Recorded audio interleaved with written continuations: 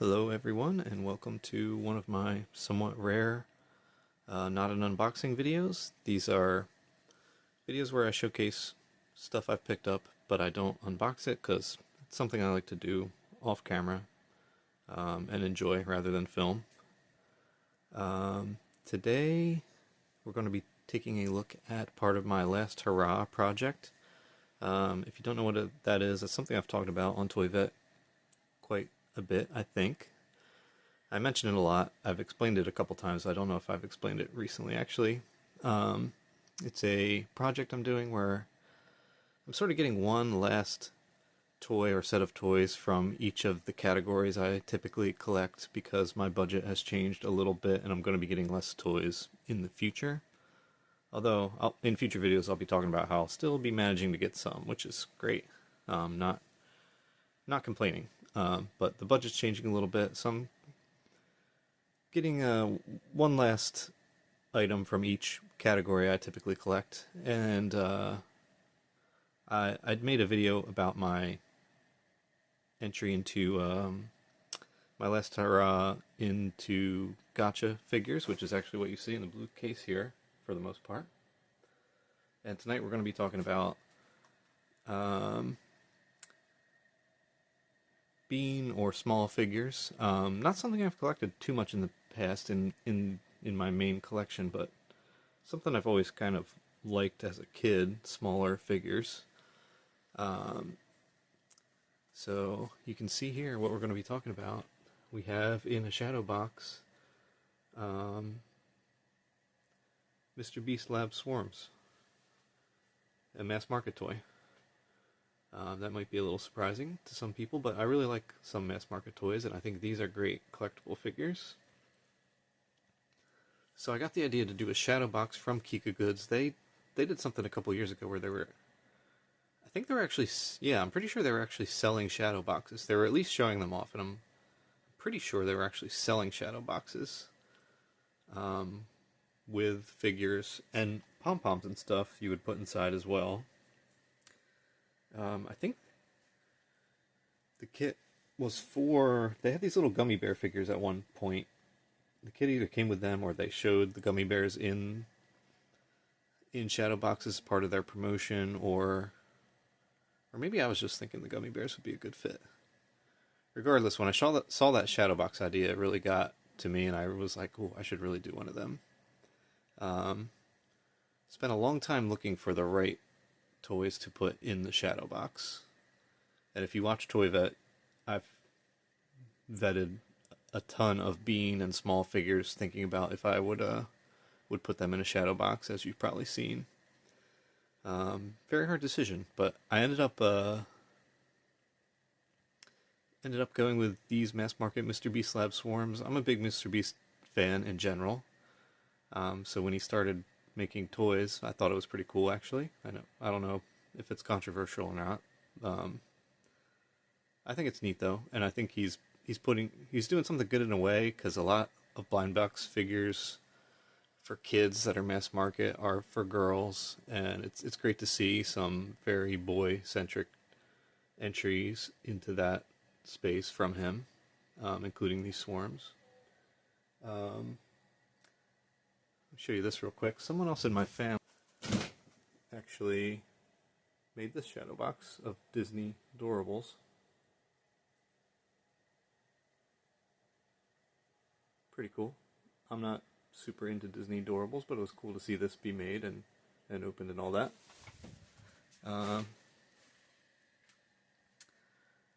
So I chose Swarms for this shadow box. Let's open it up and take a look at some. I'm going to put the camera down, then grab the shadow box, and we'll crack it open and take a look at some of the figures. Might adjust this camera a little bit. Stand by on that.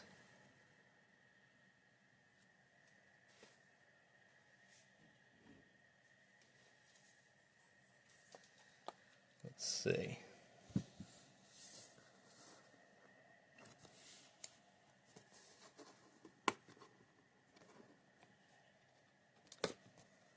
So yeah, let's just take a look at a few of the figures. These come in packs. You usually get a bunch of them. If you buy a bigger pack, you might get like 12 or something like that, 12 or 14. Smaller packs have 2. Let me shut down some of the background noise we might have going on here. Sorry.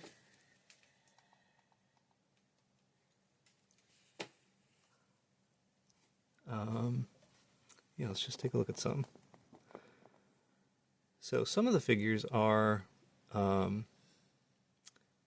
panthers, kind of riffing on Mr. Beast's logo, which is a panther, one of his logos. There's one of them. A lot of them are animals or something that's been come to life and made kind of aggressive or monstrous in some way. Like this is like a mushroom. Let's see what else we got. This is like a popcorn. This is from one of the newer series, although I think a newer one might be out already.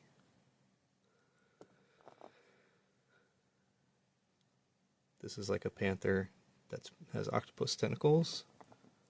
See, this is like a beaker. This is like a guitar. Sorry if my lighting's bad. This is a fire. It's an interesting one. It's a fire, but it's an ice themed one. It's translucent. They have a lot of different special effects on these. These are by Moose Toys, makers of Shopkins and many other collectible blind box toys. Each series features different themes and different effects, like translucent, glow in the dark, stuff like that. Here's a translucent, like, electricity bird guy.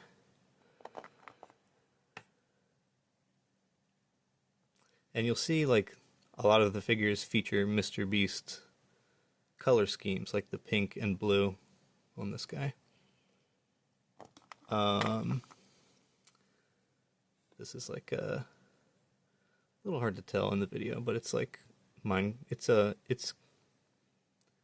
like pixely, Minecrafty. Not just in the shape, but there's actually like little it's like it's made up of like, a couple hundred pixels is the effect on it. There's like a fruit guy, strawberry, toilet. Now you may have heard me say on the show before how I don't like some toilet humor toys, poop emojis and stuff. But I'm kind of a hypocrite because I sort of like it in this series. This is like a snake panther. Is there anything else good? This is a sushi, pretty cool. Sushi panther or tiger or something. Let's see. Here's a Feastable, which is Mr. Beast's candy bar, because he also makes candy bars, if you didn't know that. Makes a lot of stuff these days. A tire. So you get the idea. There's a lot of really cool stuff. Let's see. This is a special edition from Series 3 that, where I don't know if it's officially called a special edition, but there's some name for it, which I don't necessarily know. This has, here it's shaking, it has little bones inside it. There's a lot of bone-themed ones in that set. And this guy's translucent and has actual little bones inside him, which is cool. This slushy guy has like glitter inside him, like a snow globe, which is very cool. Great figure. Let's see if there's any other cool ones. This is like a military radio. Let's see. This is an egg, I think. A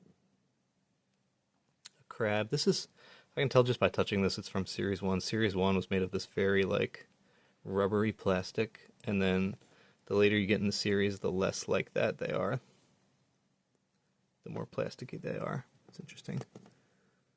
This is like a mine.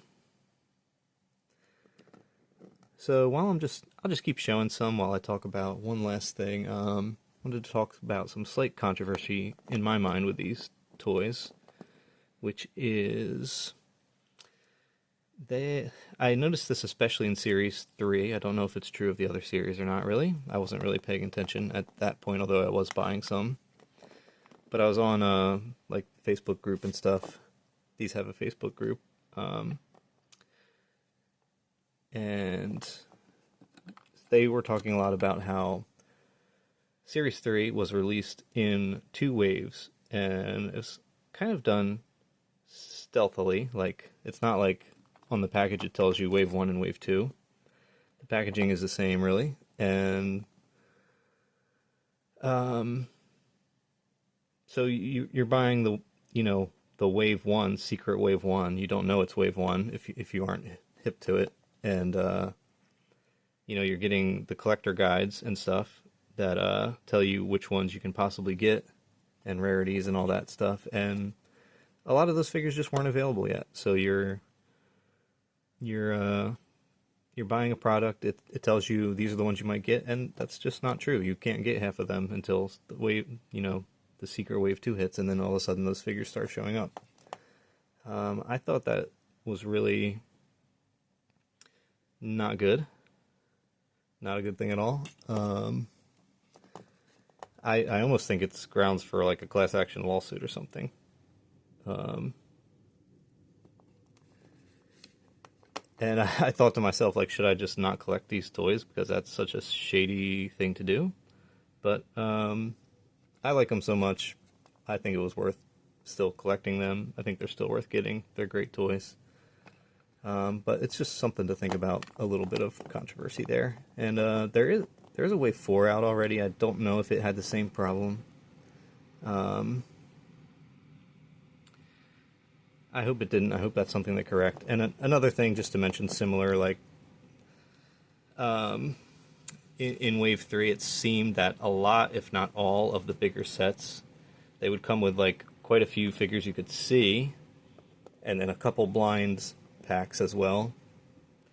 And it seems like the blind packs were all the same in all of those packs. If not in all of them, then in many of them at least. It seemed that they're, it's sort of advertised that you're getting a bunch of figures you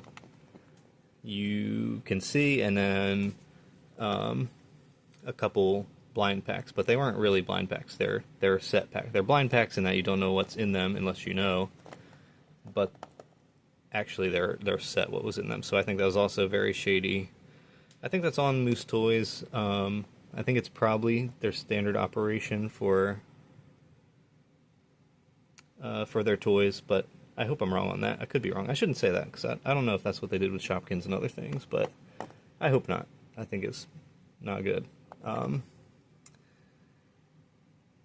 The other thing is they're trending to less and less random packs, which I don't like. Like,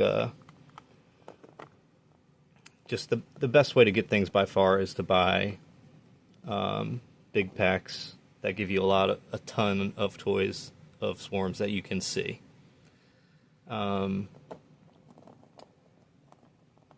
Rather than, like, I think it'd be the best thing of all would be if there's just one product and it was like the same price. You buy a random pack and you get truly random figures, but that's not the case. And there's always special editions that only come in the big packs and stuff like that. So just a couple controversy / things to think about. This isn't your standard blind box toy that it might appear to be in a certain sense because of these little issues to think about.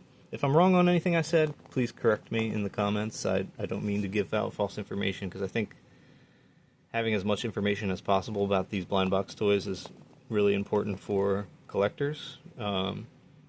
There's also always, like, random figure, like, you get a collector guide for the series when you buy a product, but then there's always, like, random promos and stuff. Like, BJ's for Series 3 had a set that had special figures in it that aren't on the collector guide, so people had to make their own collector guides with all the instances of that, which there's multiple instances of that, like store exclusives that aren't on the collector guides and stuff like that. So it's just a strange thing to me. Like, I wish the collector guides were comprehensive and things were random, and everything was, the products were packaged randomly.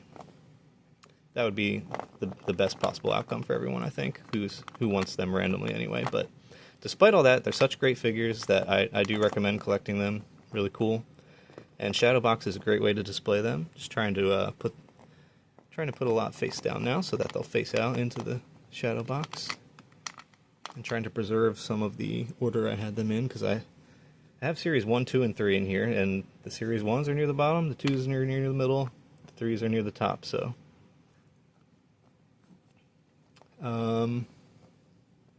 Yeah, I think that's it. That's about all I have to say.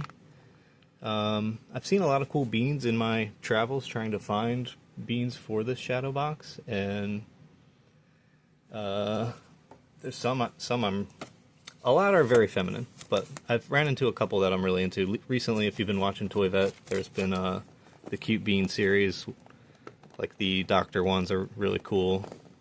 I could definitely see getting them if I didn't do this. And the other Cute Bean things. I think we'll be looking at another one on Toy Vet in the next couple months, probably, that I saw recently. Doesn't look as good, honestly. Spoiler alert, but we shall see. But anyway, I'm definitely glad I went with these. There's a lot of great figures, a lot of cool stuff.